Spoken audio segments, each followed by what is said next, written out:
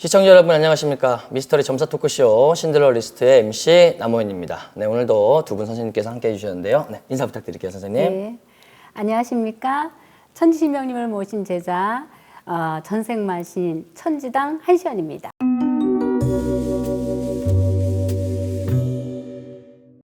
반갑습니다. 우리 선생님. 네, 안녕하세요. 신명을 받은 신의 제자 다현암 회원신당 이유경입니다.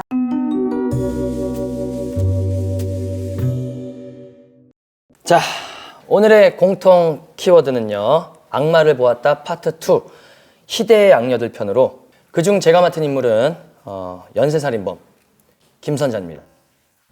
선생님도 뭐 이름 딱 들으실 때 뭔가 좀 촉이 오세요? 김선자. 우리 선생님. 저는 촬영 전부터 계속 머리가 너무 많이 아프고요. 속이 그리고 굉장히 비위가 상해요. 딱 들으셨을 때. 매우 정말 불편하고 아무래도 이 사람 때문에 좀 그런 느낌을 좀 받거든요. 그래서 계속 지금 머리가 아프고 속이 정말 안 좋아요, 지금. 네, 우리 선생님은 들으셨을 때 어떤 느낌 받으셨어요? 이름은 김선자. 김선자인데 네네. 완전히 뭐라 해야지? 정신병자 플러스 악마 또 하나는 진짜 여자 맞니? 이런 거. 남성의 성격을 너무 강하게 가진 여인의 탈만 쓴 그런 느낌이. 진짜 늑대 같은 그런 느낌. 네, 그러면은 이제부터 본격적으로 김선자에 대해 이야기를 시작해 보도록 하겠습니다. 1986년 10월 서울 신사동의 한 목욕탕 여자 탈의실. 보관함을 열던 A씨는 갑자기 가슴을 옥죄어오는 느낌을 받습니다. 더는 숨이 쉬어지지 않아 가슴을 부여잡아 보지만 입에는 거품만이 흘렀고 돌연 사망하고 맙니다. 1987년 4월 달리던 시내버스 안 B씨는 갑자기 입안이 타들어가는 듯한 느낌을 받습니다. 그리고는 심한 전신경련을 일으키며 결국 사망하고 맙니다. 1988년 7월 동승동으로 향하던 시내버스 안 C씨는 갑자기 심한 어지럼증을 느끼다 결국 사망하고 맙니다. 다른 듯 어딘가 같아 보이는 A와 B씨의 죽음. 그 죽음은 오직 한 사람을 가리키고 있었는데요. 종이에 쌓인 새하얀 가루를 건강음료 안에 넣는 여자의 손, 그리고 그 음료를 A와 B씨에게 각각 건네며 미소 짓는 여자. 그녀는 대한민국 역사상 최초의 여성 연쇄 살인범 김선자입니다. 1939년생 토끼띠로 정확한 생년월일은 밝혀지지 않았는데요. 이렇게 정확한 생년월일이 없어도 우리 김선자에 대한 점사가 가능할까요? 네, 우리 선생님은 어떻게 영적 풀어보시나요? 느낌은 사람에 대한 복수심이 너무 많아요. 영적 느낌은 네, 복수심이 너무 많고 정오심도 많고 그리고 또 자기가 손에 뭔가를 지으려고 그러면 네. 잘못을 저질러더라도 이게 잘못인 줄 알면서도 저지르는 사이코패스라고 그래야 되나? 그렇지. 사이코패스 기질 사주 자체가. 우리 선생님께서는 어떻게 보세요? 말이 토끼띠지. 이 사람 토끼띠거든요. 네. 10년생, 39년. 네, 39년 토끼띠. 예, 토끼띠인데 이 사람이 말이 토끼띠지 생긴 거는 늑대와 말을 섞어놓은 것처럼 생겨갖고 말은 활동파에다가 늑대는 물어뜯고 잡아먹고 그러는 이제 형국의 진짜 사이코패스가 분명하고 그리고 또 한 가지는 아주 지능적으로 뭔가 자기가 원하는 바를 취득하기 위해 분명히 이 사람은 그 광기가 있고 또 하나 노름 또 돈을 막 함부도록 쓰는 낭비벽 이런 거가 아주 많이 느껴집니다. 네, 그럼 계속해서 제가 이야기를 해드릴게요. 사실 김선자 관련해서 일어난 살인 사건 중에는 아버지의 의문사도 있다고 합니다. 1988년 3월 김선자의 아버지는 73세의 나이로 김선자와 함께 친척의 환갑잔치에 참석하게 됩니다. 그리고 돌아오던 시외버스 안에서 아버지는 갑자기 돌연 숨을 거두시고 마는데요.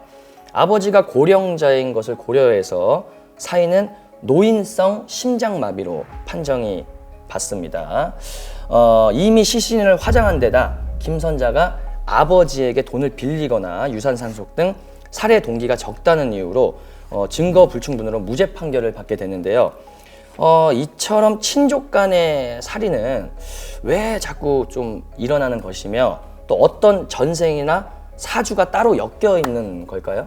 우리 선생님께서는 어떻게 보세요? 전생과 천성을 본다면 이 사람의 천성을 보면은 이 사람은 분명히 천성에 하늘에 살 때의 먹구름과 같은 존재가 아니었을까. 그렇듯이 이 사람은 탐욕을 먹구름같이 가졌던 천성을 가지고 있고 또 하나 전생에는 개로 살았던 전생이 분명히 2번이나 보입니다. 그렇기 때문에 지금 현생도 개와 같은 존재로 살고 있는 거 아니었을까. 그렇기 때문에 이 사람은 참 어떻게 보면 불쌍하다고도 이야기하는 것도 진짜 입에 담기도 네. 싫을 정도로 네. 정말 이 사람은 여성이라는 거는 이 모태를 가지고 있고 자궁을 가지고 있기 때문에 그 어떤 마음의 모성 본능이라는 거를 다 부여를 했다 합니다. 인간에게. 네네. 그렇지만 이 사람은 개의 전생을 몸에 담고 태어났기 때문에 부모도 자식도 피부치도 또 친구도 벗도 다 자기에게는 물어뜯고 잡아먹어야 되는 존재. 이 사람은 늑대개와 같은 그런 천성은 먹구름, 네. 전생은 늑대개와 같은 그런 아주 나쁜 잔인한 개의 전생을 2번 살았으나 인간으로 다시 환생하게 된 것도 하나의 큰 자기에게는 요번 생에 정말 큰 복을 받은 건데 네네. 그걸 갖다가 인간으로 잘 멋지게 이쁘게 살아가야 되는 거를 모든 걸 다 배우고 전생에 그 가졌던 그 악연으로 네. 이렇게 나쁜 인생을 사는 거 아닐까 저는 그렇게 길게 설명드리고 싶습니다. 네. 충분히 길게 하셨어요. 네. 네, 괜찮습니다. 저희가 이해를 다 했으니까요. 또 선생님이 또 풀어내신 또 네. 선생님이 느끼시는 말을 네, 그렇게 말씀하시기 말씀드린 때문에 거예요. 네. 전혀 신경 안 쓰셔도 돼요. 네. 네, 우리 선생님께서는 제가 느끼기는 네. 사람에 대한 정의나 네. 신뢰감이 없는 것 같아요. 감정 자체가 네. 그 감정 자체가 없는 느낌이거든요. 근데 사람이 인간은 기본적으로 아까 선생님 말씀하신 대로 네. 타고난 성품이 있거든요. 네, 네. 그걸 천심이라고 하는데 그게 마음에서 올라나오는 거거든요. 그게 없는 느낌이에요. 비어있는 느낌이에요. 맞아요. 느끼시기에. 네, 그럼 제가 또 김선자에 대해서 계속 좀 이어가도록 할게요. 우리 김선자의 살인 계획이 모두 성공한 것만은 아닙니다. 네, 그 중에는 또 살인 미수로 그친 사건도 있었는데요. 1988년 김선자는 이웃인 김여인에게 빌린 돈 120만 원을 갚을 테니 함께 자신의 채무자에게 돈을 받으러 가자고 제안을 하게 됩니다. 김여인은 돈을 갚겠다는 김선자의 말만 믿고 따라 나서게 됐죠. 약속 장소에서 함께 채무자를 기다리지만 어떤 일인지 나타나지 않았어요. 그래서 김선자는 그런 김여인에게 율무차 한 잔을 건넸고요. 율무차를 조금 마신 김여인은 곧바로 또 구토 증세를 보이기 시작했습니다.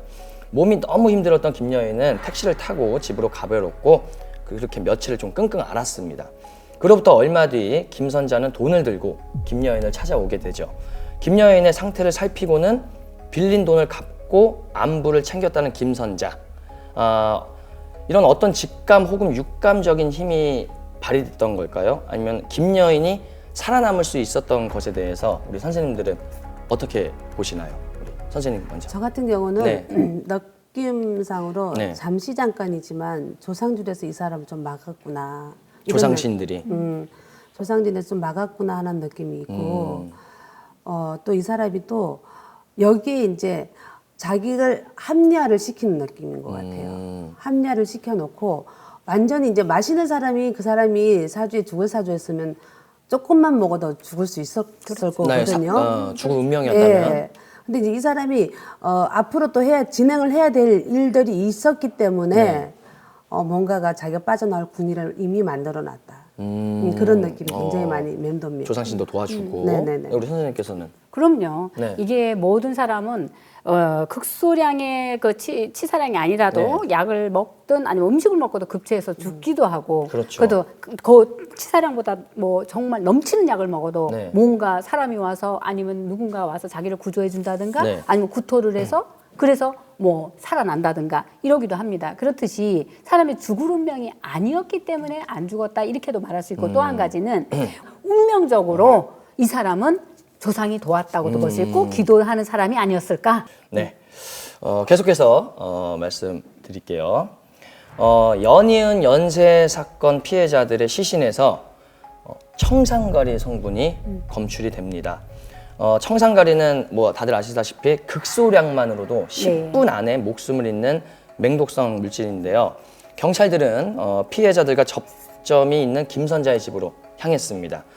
그녀는 자신이 범인이라는 증거를 대라며 혐의를 완강히 거부를 하게 되죠.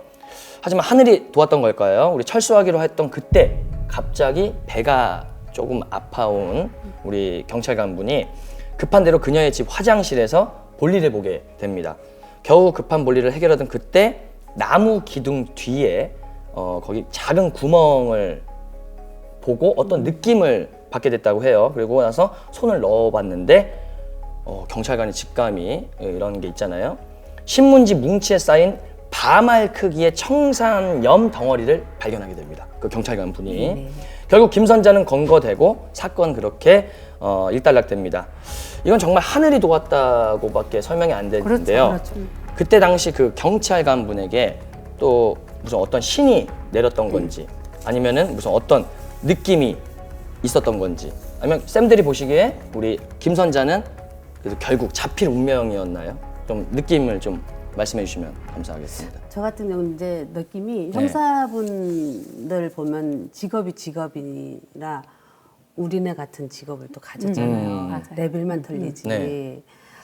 그분네들은 이제 봤을 때 일반적인 기운보다는 네. 조금 더 세기 때문에 직감으로 이 사람을 잡았던 것 같고 그 물건을 잡았던 것 같고 그리고 또 하나는 김선잔의 조상들에서 이제 더 이상은 죄를 못 짓게 이게 업이잖아요.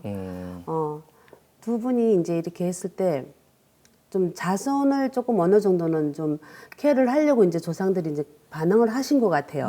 그게 들어요. 경찰관 분이랑 이렇게 네. 운명이 맞아가지고 예. 경찰관의 직감과 네. 또 김선자의 네. 조상 쪽에서 예. 또 잡게 해줄 그런 느낌이 많이 들어요. 우리 선생님께서는 저도 비슷한 말씀이에요. 네네. 이제 그 경찰관 분이 어떤 분인지는 모르겠지만 이제 경찰관들도 이제 무당한테 전보로도 좀 오시고요. 네네네. 뭐 영화 같은 데서 많이 나오니까. 저한테도 전보로 와서 네. 이제 그런 적도 있어요. 특히나 또 승진을 하겠나 이런 거 물으러도 오고요. 또 재수도 받아요. 그래서 이렇게 이제 진급할 때 그렇게 네. 하는데요. 아마도 이분이 그 해운에 승진운이 있지 않았겠나. 또 그러다 보니까 승진을 하려면 범인을 잡아야죠. 범인을 잡아야 되고 네네. 한 건 해야 됩니다. 네네네. 그러다 보니까 내가 볼 때는 그 집 조상의 이제 경찰관의 조상에서도 없고 자기 운도 되고 뭔가 그런 기운이 분명히 있었다. 하필 그때 배가 아파. 그러니까 네. 배 아프게 딱 네. 조상님이 지기를 주신 거죠. 가자 화장실로. 조상님이 예, 그렇죠. 경찰관.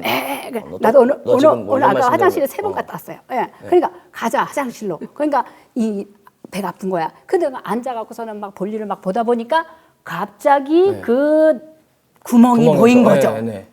아마 소변을 봤으면 못 봤을 거야. 근데 배가 네, 그렇죠. 큰일. 소변은 바로 그냥 바로 나오면 나왔어. 되니까. 서서. 예, 그래도 예. 나무를 볼 수가 없었어요. 변비였나 봐요, 그럼 경찰관 분도. 그러니까 올해 좀 그러다 보니까 예. 네. 그러니까 원래 해우소를 하잖아요. 네. 근심을 털어놓다 보니까 마음이 비워지다 보니까 그 구멍이 보인 거지. 그러다 보니까 한 건 올린 거죠. 그래서 승진할 운이 있었기 때문에 대박이 난 거다. 또 한 가지는 김선자가 이제 진짜 하늘에서도 분노를 하신 거죠. 조상도 어떻게 하지 못하는 미치광이 같은 진짜 자손인데 조상이 어떻게 할라 했겠죠. 막고 싶었겠죠. 근데 미치광이가 되다 보니까 막을 수가 없었던 거야. 근데 하늘에서 분노를 한 거죠.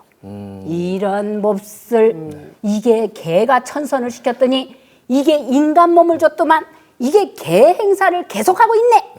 이래가지고서는 하늘이 노해가지고 이 잡히게 된 거다. 운명이었다. 운명이 그렇게 된 거다. 네네네. 하늘이 도왔다. 네. 네. 선생님 말씀하실 때 이거 너무 실감나게 또 이렇게 또 재연을 해주시고 연기를 해주시니까 계속 많이 몰입하게 돼요. 죄송합니다. 선생님. 아닙니다, 아닙니다. 선생님 너무 좋습니다. 네. 네, 그럼 계속해서 말씀드릴게요. 우리 김선자는 1989년 사형이 확정된 이후 사형 집행을요 무려 6번이나 피했다고 합니다. 1990년 4월과 12월, 1991년 12월, 1992년 12월, 94년 10월, 1995년 11월 이때 사형이 집행됐으나 무슨 이유에서인지 운 좋게 좀 제외됐다고 해요. 하지만 마지막 사형 집행일인 여기가 중요합니다. 1997년 12월 30일은 결국 그 사형을 피하지 못한 채 대전 유성구에 위치한 대전교도소에서 사형으로 생을 마감했는데요. 이 사형이 제외된 각각의 날들과 사형이 집행된 날 그리고 해당 날짜들은 서로 어떤 상관관계가 있을까요? 네, 우리 사형 날짜를 보면 1997년 12월 30. 30날이잖아요. 이제 이 김씨 분하고 김선자 씨하고 이렇게 느꼈을 때 네, 원진의 충살이 있다.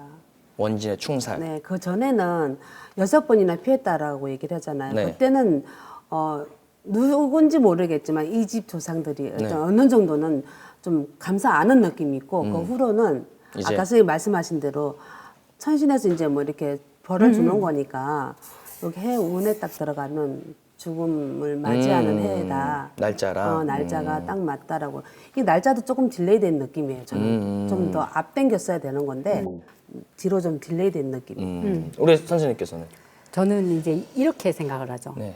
사람의 죽음이 다가오고 있다는 이 어떤 시한부적인 그 부분이 네. 얼마나 초조하고 긴박한지 아십니까? 혹시 제가 그런 적이 없죠? 네, 알 필요가 없죠. 저는 그런 적이 한 번 있었어요. 아, 예. 그렇기 때문에 이게 날짜를 받아놓고 그 날짜가 나는 이제 죽을 것이다 했는데 넘겼어. 그러고 나서 살았다고 안도를 하지 못해. 아직 사형수기 때문에 네. 이 6번의 그 고비고비가 이 김선자한테 물어보면 어마어마하게 고통스러웠을지도 몰라요. 압박감이. 그쵸. 아예 그때 다 죽어버렸으면 끝인데 인생은. 근데 안 죽고 또 살아났고 안 죽고 또 살아났고 이렇게 하면서 더 고통을 주지 않았겠나 저는 생각에. 아, 일부러. 그냥 단두대에 올라가서 목을 탁 비고 나면 그냥 끝이야. 네. 근데 그게 아니라 또 살아서 또 조마조마한 삶을 또 아마도 또 하늘에서는 좀 더 회개해라. 좀 더 뉘우쳐라. 좀 더 마음을 더 네. 비워라. 인간으로 우리가 사람이 죽은 자를 갖다가 죽은 조상을 해탈을 시키는 게 정말 힘듭니다. 산 자를 해탈을 시키려고 우리가 감옥소를 만들었습니다. 네네. 산자가 감옥에 들어가서 뉘우치라고 감옥을 만들었으니 아마도 사형을 지금 그래서 우리나라가 사형이 없어졌고 네네. 그러다 보니까 아마 사형을 피한 것보다 좀 더 뉘우치고 좀 더 힘들고 좀 더 고통받으라고 네. 이렇게 6번에 이렇게 된 거 아닐까. 네. 이거는 무조건 하늘에서 중재를 내린 것이다. 네네네. 저는 그렇게 말씀드리겠습니다. 네네. 너무나 명연설이었습니다, 선생님. 자, 우리 사물이나 현상을 접했을 때 설명하거나 증명하지 않고 진상을 곧바로 느끼는 감각, 바로 직감인데요. 우리의 눈앞에서 일어나는 수많은 사건, 사고들을 이성과 논리성만 가지고는 판단하기 힘들 때가 많기 때문에 때론 직감을 믿기도 합니다. 이러한 직감에 확신을 실어줄 무언가가 필요한 순간을 위해 우리 신들리스트가 시청자 여러분들과 함께 하도록 하겠습니다. 오늘도 영험하신 우리 만시 선생님분들과 함께 이야기해봤는데요. 미스터리 점사 토크쇼 신들리스트 이만 여기서 마무리하고 다음에 좀 더 새로운 미스터리와 사건과 인물들로 찾아뵙도록 하겠습니다. 감사합니다. 수고하셨습니다. 고생하셨습니다, 선생님. 고생하셨습니다. 와, 선생님은 난 너무 강변을 했나? 네. 그러니까 하실 때마다 잘하셨어요. 예, 연기가 너무 이렇게 들어가서 몰입하게 돼요, 이렇게. 예. 근데 어떻게 선생님이 이거 느끼시는 대로 근데 이제 오시는 분에 따라서 이렇게 네. 성격이 조금 달라가지고 이렇게 목소리가 이렇게 커지기도 하고 이러는 걸 어떻게 하겠어요? 원래 크신 것 같은데. 아니.